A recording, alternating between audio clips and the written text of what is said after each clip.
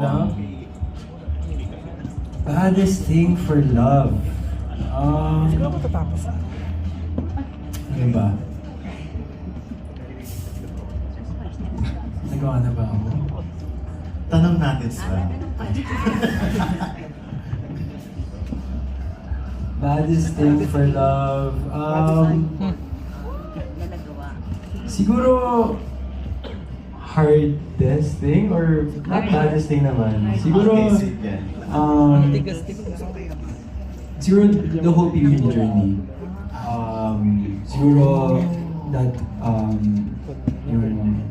that was a sacrifice, right, for me to be able to go inside the house for 4 months.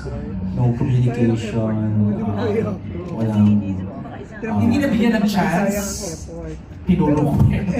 Hindi nabigyan ng chance na kausapin ka while you're inside. wala talaga. Wala. Oh my For 4 God. months. That's painful. Yeah, pero nagpaalam ka ba? Siyempre naman, we Okay. talked before.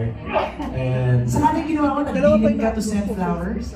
yes, kasi monthly namin yung every 12th of the month.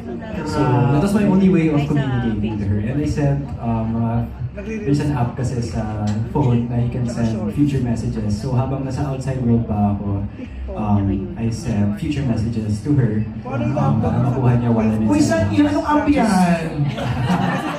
Co-star Yung baddest ang question, pero ang good pa rin ang answer. So siguro that was, not the baddest, but then the hardest. The hardest. And not just me naman, pero it took two sides for that to happen.